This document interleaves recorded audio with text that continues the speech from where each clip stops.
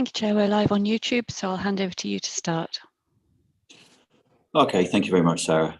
Good morning and welcome to East Devon District Council's virtual Licensing and Enforcement Committee meeting on today, the 20th of July, 2022. I am your chair, Councillor Joe Wibley. I'd also like to welcome anybody watching the meeting via the live streaming.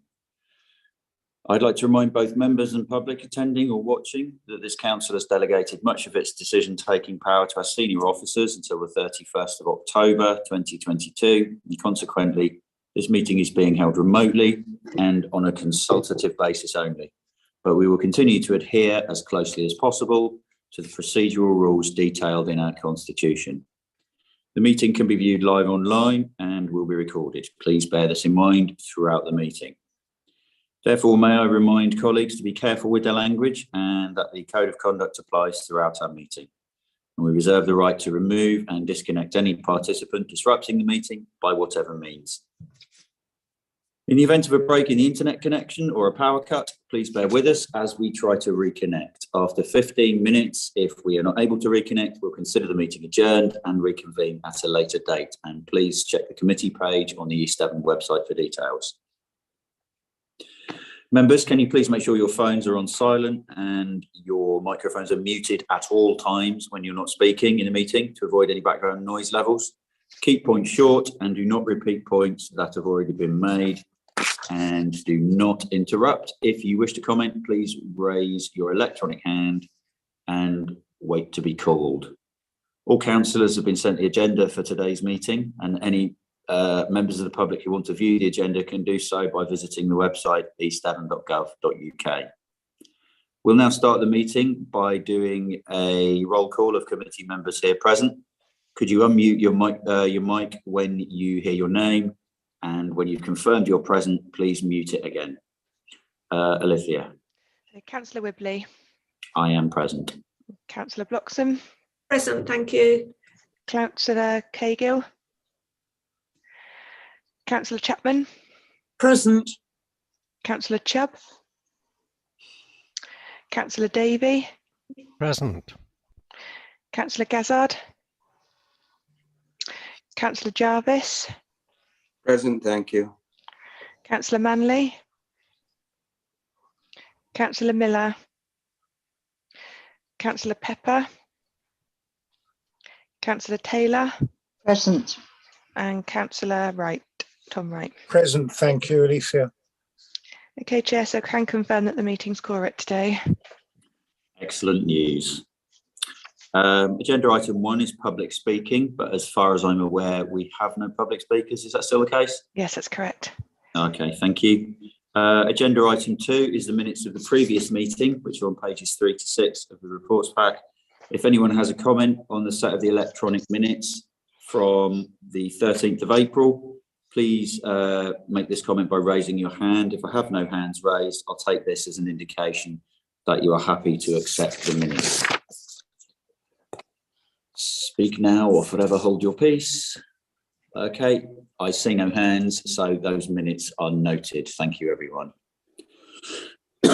Okay, so agenda item 4 is declarations of interest, and this will be done by a roll call. Sorry, Chair, you missed apologies. Oh, so I have. Agenda item 3 is apologies. Okay, so I've had apologies from Councillor Alan Dent and Councillor Tony Woodward. Okay, thank you very much. Okay, sorry. Okay, no, that's absolutely fine. That's fine.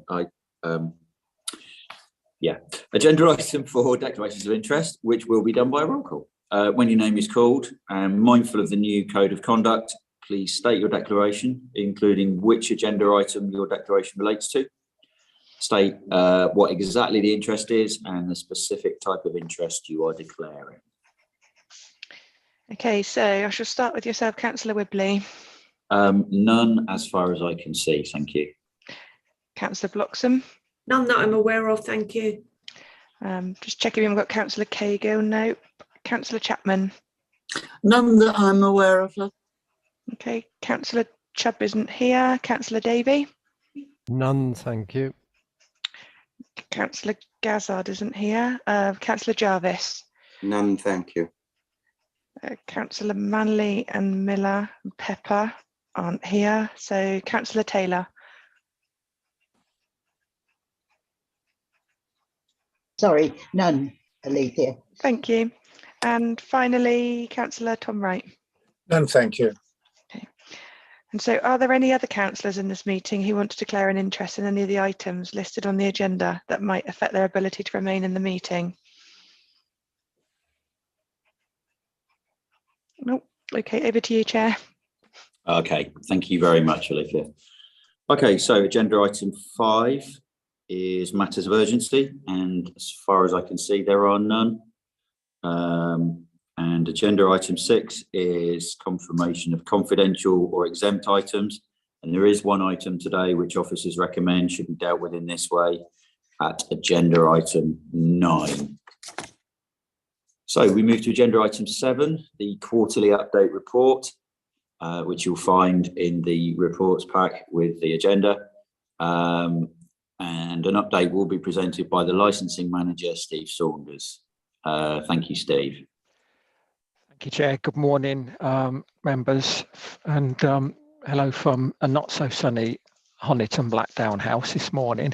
I'll just keep the first report fairly brief, and just a couple of points that I'll just raise, and whether there's any consideration for discussion or further. And of course, when I've finished, please ask or raise any questions or queries in relation to the report itself. The few points that I have briefly are that under 1.3, members will be aware now that there is a bill going through Parliament, which I think goes into recess at the end of the week. The bill would, if passed, extend the temporary pavement licence regime that district councils can issue. That regime is in addition to that has always existed for Devon County Council's street cafe licences. It is becoming unclear as to whether that bill is going to pass into law, and should it not, over the course of the summer, we, like the other councils, are in a position where we can no longer renew or grant the temporary pavement licences after September, because that's the current act in being. So officers are fully aware of this. There's nothing that any of us can do at the moment until this temporary bill continues and gives us some update as regards the law. The other aspect of that bill is, as you'll see under, I think it's section 5.1, that bill will end the relaxation that some licensed businesses have had on outdoor consumption and off sales. Not every licensed premises has the ability to do that because their conditions are all different. And so as a result, unless that relaxation continues as well, officers have been contacting the businesses concerned and just letting them know at some stage later this summer they may need to review their licenses if there isn't an extension. Ideally, the Home Office very recently has mentioned it would like to extend it further to allow businesses to take advantage of the relaxation. However, we still await any developments with that bill. The other points that I've got before I take too long and promising to be brief are, there's a mention under 3.7 about the potential for a taxi meeting forum again. We used to do something twice yearly, members, officers and the trade. That became once yearly, and attendance was particularly low for the last number of years. I would just raise it whether members wish to consider an update in November. At that point, we may well, and we would like to think we have a revised taxi policy, and then we can consider the frequency of any meeting with the taxi trade and set something clearer perhaps later in the year. And very lastly, before I break my promise, councillor training, there were some dates advertised in July. I understand Councillor Davey attended on this occasion. There is a further date in September that we will circulate. Again, I understand it's a Zoom virtual learning process, and it obviously increases the number of trained councillors that we have for our capacity to manage licensing subcommittees. Further news on the dates to follow on that. Thank you, Chair. Thanks, Steve. Is this the point at which you were going to briefly mention the spiking thing as well, or? Yes, it's remiss of me not to do that, and it should be noted. So, as you'll be aware of some of the taxi updates, we are, as a licensing authority, just receiving so many updates from the Home Office and government. Some of them are actually a done deal when they arrive, and we're made aware. So, in addition to the taxi updates today, changes in legislation, this week, the Institute of Licensing notified an update by the government research on drink spiking. It was too late to have a further report today for members to be aware, but it is an update in some coordinated policy updates and possibly changes in legislation about how the country, the licensing trade and authorities acknowledge drink spiking and move forward in the future. I'm sorry that's very vague, because there were 12 recommendations that I'd have liked to have shared fully today. But Chair, you're aware of these details, and I think the plan is with Sarah is to provide more of an update post this meeting in the agenda minutes. Yeah, I think that would be good. And if we could circulate the link to the link that you sent last night to the Institute of Licensing site, which is pretty clear actually when you read it. It's quite good. So if we could do that, that would be great. Thank you very, very much for that, Steve. So first of all, are there any questions from outside of the committee? There are not. Okay.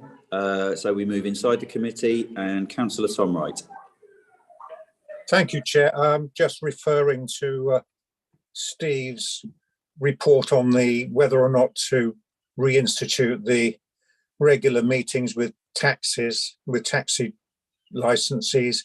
I think that is something we should encourage. We're all aware of some of the things that have got on elsewhere in the country with regard to our taxi drivers in a position of trust, abusing that trust in very major ways. And I think that we have a good regime here of licensing and controlling our taxes, and regular meetings with the operators should enable us to maintain that state of play.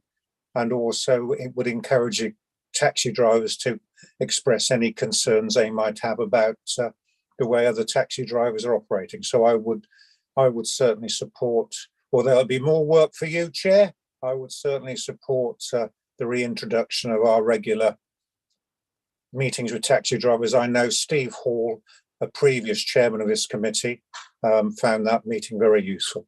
Thank you.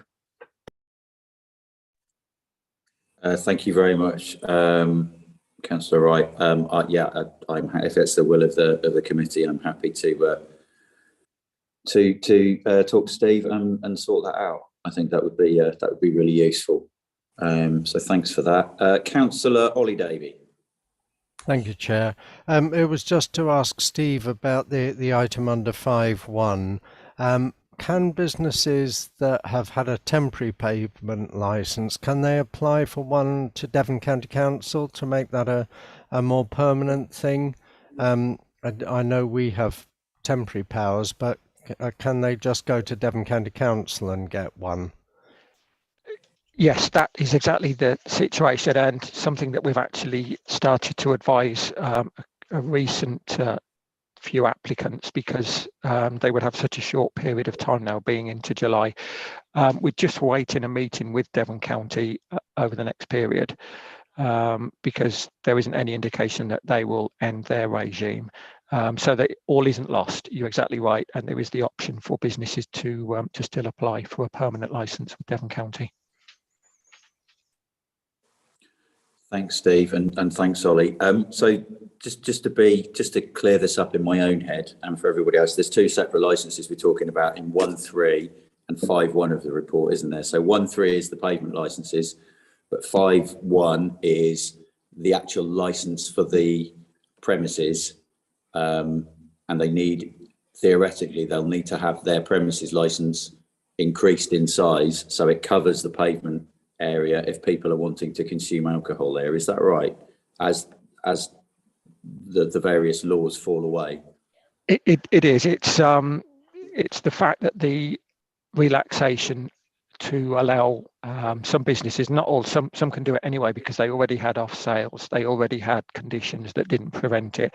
So one of the aspects is that a small minority of businesses, and it's across the country, but those that have conditions that talk about not being able to take out open containers or even drinks outside of the building have been using this relaxation. So that is one aspect, and quite rightly, Chair, the other aspect is the potential permanency or another year of the temporary payment licenses that has also supported them really. So we're waiting updates on both.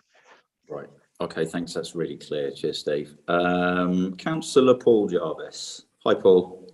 Hello, how are you, Joe? Sorry, Chair.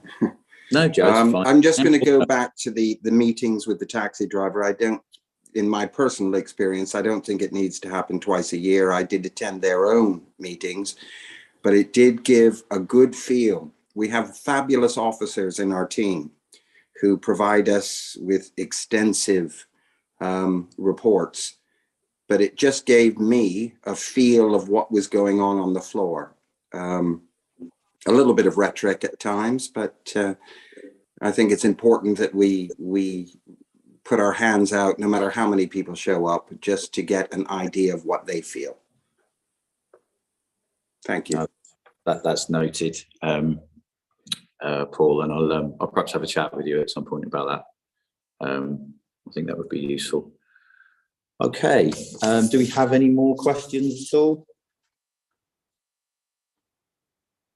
Okay, so the recommendation is that the report be noted. Can we just confirm, do we need to vote on this? No, Chair, that's fine. It's just to be noted. There's no actual recommendation to be voted on. It's that's fine. Just the Everybody is happy with that? Ooh, doorbell. Okay, that's fine. So that's noted.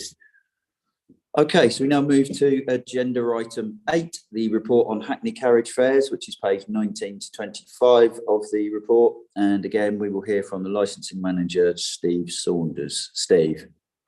Yes, thank you, Chair. And I will explain very briefly on this one. So the last time we met, the council adopted the present taxi fare increase. It's the fares that taxis, Hackney carriages can charge of the public. We had looked at the inflation rate of around 6%, and the committee supported a 10% increase to the first half mile of 2 of the tariffs. So without complicating that process, I've added the necessary documents as appendices today. We, after the meeting, some of the background in report number 1, informed the trade. We provided each operator with a laminated, updated tariff card. It supports the public knowing how much they are paying, and they usually put them on the dashboard or in the vehicle. And then around May to June time, there was some contact around, as you'll see in the minutes of the Exmouth, which is now the East Devon Taxi Trade Association, requesting a further increase on that former fares tariff that we had until April, and asking for 15% as opposed to the 10% and across the board of all fares. The exact clarification was received in writing just before this report was published, and as you'll be aware, on the 2 previous occasions, officers have prepared summaries of inflation, of fuel costs, and various other updates to help inform the members today. We haven't consulted all licence holders because the meeting that occurred on the 27th of June of the East Devon Taxi Association included 16 licence holders, and we have around 80. And so the second report, which arrived just slightly out of the force, just provides a little bit more information in relation to where our current fares that have been adopted this year sit in the Devon and Southwest League. We shouldn't just set our fares where we are, whether we're higher or lower. And as you'll see, there's one Devon authority that hasn't reset the fees for many years now. The situation is, we are fully aware as officers and as councillors just how challenging it is to the taxi trade.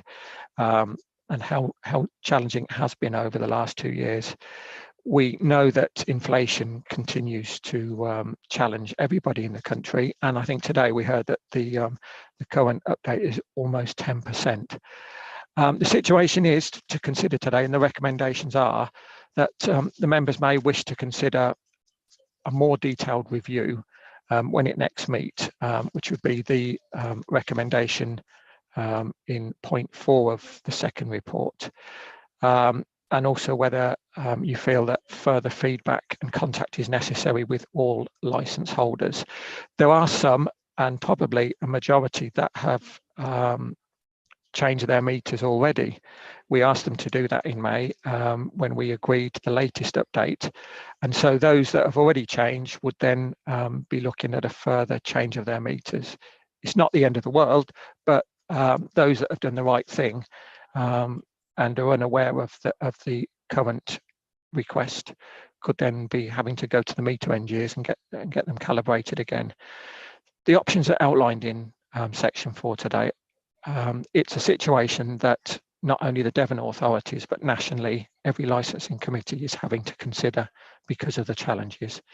And I would raise today whether you wish to consider the options that have been put forward of considering the request based on what has been heard from the latest Taxi Association meeting, or whether you wish officers to provide more information and assess the situation when this committee next meets. The only other update I have that isn't included in the report is that we have become aware that the AA announced this week, since publication, that fuel prices have dropped. It's not the only indicator and it's not the only factor that is a challenge. However, it is an update that officers have been made aware of this week. Chair, I would welcome the discussion of members today and obviously the consideration of all the recommendations put forward. Thanks for that, Steve. That's really, really useful. I see Councillor Gazard has arrived.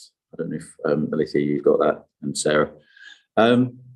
Okay, so first we'll go, is there anybody from outside the committee who wishes to speak?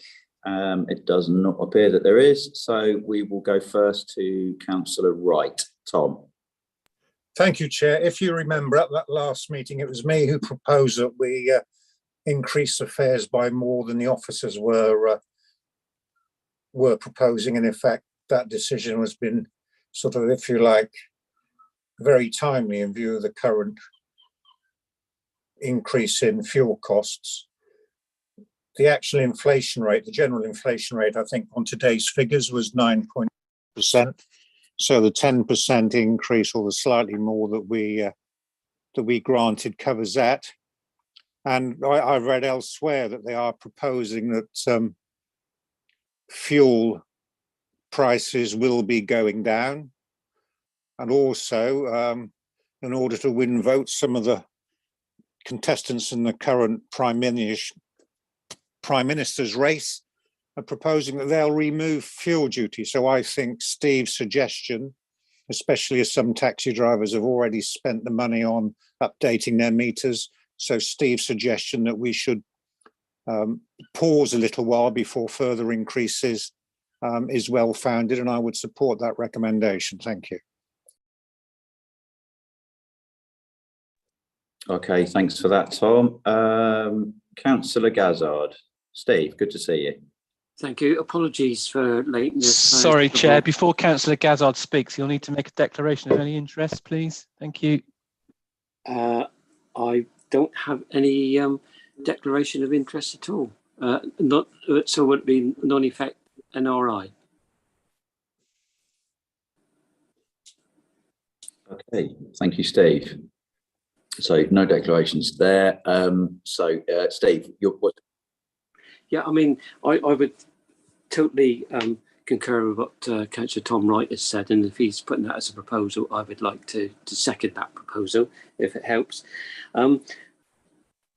I think, I mean, I don't know what the cost of calibrating meters are, so I'd be interested to see what extra cost, if we did go down the road of putting it up higher, what that would be to the taxi drivers. But I think if we went also for 15%, we all know that people are struggling at the moment, and I think putting it up 15% would be totally out of order, then, for a better phrase of word. So I would be happy to second Tom Knight's proposal, if he's making that a proposal, Chair, that we ask the officers to go away and get a bit more information for us, please. Okay, thanks, Steve. I believe it costs about £50 to change the meter. Is that right, Steve Saunders? Yes, that's what we understand. There's at least 2, if not 3 meter engineers, and that's the cost that we've been informed of. Yeah, but there's also travel costs as well. I think one is in Torquay. Yeah. Right. Okay. So it's not insignificant. Thanks for that. Councillor Maddie Chapman. Maddie. Thank you, Chair. Yes, I tend to agree. I think 15% would be too much. And I think some of the taxi drivers that have already changed their meters, I think good on them. They're on the ball. And if Steve could contact other members, and I think we're going the right way. And I think the 10%, yeah, I'm quite happy with that. Thank you, Chair. Thank you, Maddie. Councillor Holly Davey. Holly. Yeah, I'm inclined to agree, actually. I think if they've just raised it by 10%, then to go and add another 5% you've got to balance the interests of the taxi drivers and the interests of the public using them, haven't you? And it's often people who are disabled or elderly who are using those taxis. Not always, but I think, I mean, we do have to bear in mind, inflation's running at 10%, but fuel prices have increased by at least 50%, if not 60%. Prices are going down at the pumps, but it's only by a few pence at the moment. Whether they'll fall further remains to be seen. But I think it would be good to get a bit more information, and hopefully the taxi drivers will be content to just wait until we get that further information before we go and increase it yet further. Cheers for that, Ollie. Councillor Bloxham, Kim. Thanks, Chair. Steve, could you just clarify for members, please, approximately how many drivers have had their meters calibrated for the new rates? I think that would be useful to know as well as part of this discussion. Yes, we understand around 30 already, and I think in the report I mentioned that there were 30 individuals and company operators. So not quite half, but it has been increasing as we encouraged. Thank you very much for that. Thank you, Kim, and thank you, Steve. Right, we have no more comments. Giles, could I just ask a question, please? So the three recommendations as they stand, they stand if we're going to go ahead and sort of move forward with a further increase in price. Do we need to vote on those anyway? Yeah, it's slightly confusing, really, the recommendation, in the sense that it appears that the councillors want to pause for a time being and reconsider this report in the future with 3 months or 2 months time when we meet again, 3 months time when we meet again. So in a sense, the recommendations become ineffective as they are put. The interesting one you haven't considered is the interim measure to consider temporary approval for using the higher evening taxi fare tariff for daytime fares. So, I mean, it seems to me that what you're doing is that you are pausing number one to the next time the committee meets, and then that the recommendation 3 that timescale will be set at that point. Yeah. But in the meantime, you need to consider recommendation 2 about the interim measure for temporary approval, increasing the higher evening taxi fare tariff.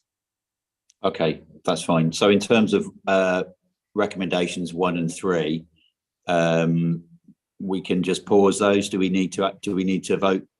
Have a vote on those? Well, I think if the committee are happy with that process, then I think that can be done on your advice with your chairman's powers. But point 2 does need some consideration, because it's in a sense you're considering the interim measures between now and perhaps the next meeting, and you may wish to consider as well whether you want to put a timescale on how, if you are going to increase those fares, how long that will you'll consider that for, or when that will be reconsidered if you propose to put them up. That's really really helpful. Thanks, Giles. So in terms of recommendations 1 and 3, discussing a further increase, I'm happy to defer those. It seems to be that's the will of the committee. No, if anybody has any strong feelings about us voting on those now or doing anything different, could you put your hand up? And I see no hands. So if now we could just turn to recommendation 2, as an interim measure to consider temporary approval for using the higher evening taxi fare tariff for daytime fares. Does anybody have any thoughts on that? Let me just find. I think the daytime tariff is currently £3.85. That's the first half a mile tariff. And the evening fare for that is £4.40. Steve, am I correct in quoting those figures for this? Is that what it's proposing a temporary rise to? Yes, Chair, and thanks to Giles for flagging up, because it was remiss of me not to sort of just slightly mention that. So the Appendix A shows the evening tariff 2 that is currently being. You're quite right, Chair, it would be £4.40 for the first half mile, and then the increases over each mile as that goes ahead. It was a very late request from one licensee as an interim measure, which has been put forward today. Thank you, Chair. Okay, does anybody have any strong feelings on that particular? Councillor Gazzard. Yes, Chair. I think it would be unfair to do that, especially as we've just heard that it's come from one taxi operator. So I don't think that is a good enough reason to put it up by 55p. So I would vote against that, Chair. Okay, Councillor Wright. Yes, thank you, Chair. I agree with Steve, actually. Cool. Ollie Davey mentioned that the tax is very often used by people who have mobility problems or age and not their own transport. They are the main people who use the taxis during the day to go about their normal business to and from shops. Whereas, I might be wrong, but very much the use of taxis in the evening is an optional. So I would strongly urge that we keep the fares as we've suggested in Appendix A, and not bring the nighttime. Taxi drivers have the choice whether they work in the evenings or the days. So I think we should leave it as it is. Thank you.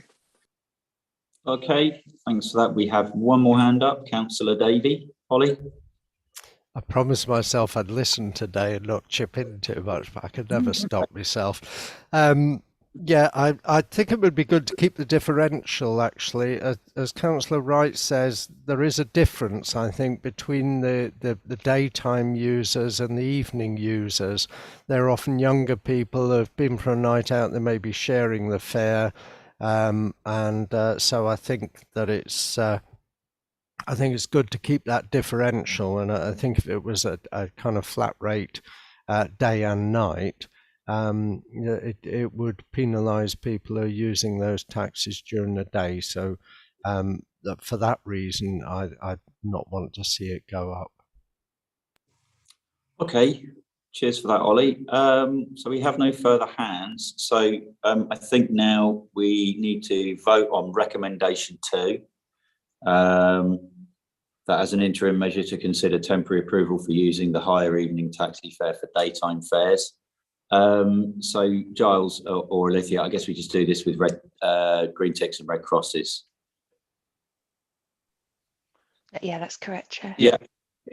Okay, so if you wish to vote, or could you cast your votes now? Can I get this clear? The red cross means we leave it as A. Yes. Thank you very much. Absolutely. Yeah, thank you. So we're voting against that. Right. Can I just say as well, Councillor Miller has actually voted, but hasn't actually declared any interests formally to the meeting. Oh, yeah, hello. Sorry. No interest to declare, Giles. I've been here for a while, but you didn't ask. Yeah. Sorry. No. I wanted to at a point where you might wanted to say something. I just jumped in to say. Yeah, no point. worries. Hi, Paul. So, Okay. Chair, we've got 9 red crosses. Okay. So we have voted against recommendation 2. Thank you very much for that. So that brings the public part of our meeting to an end. And I'd like to thank everyone, including members of the public, for their attendance.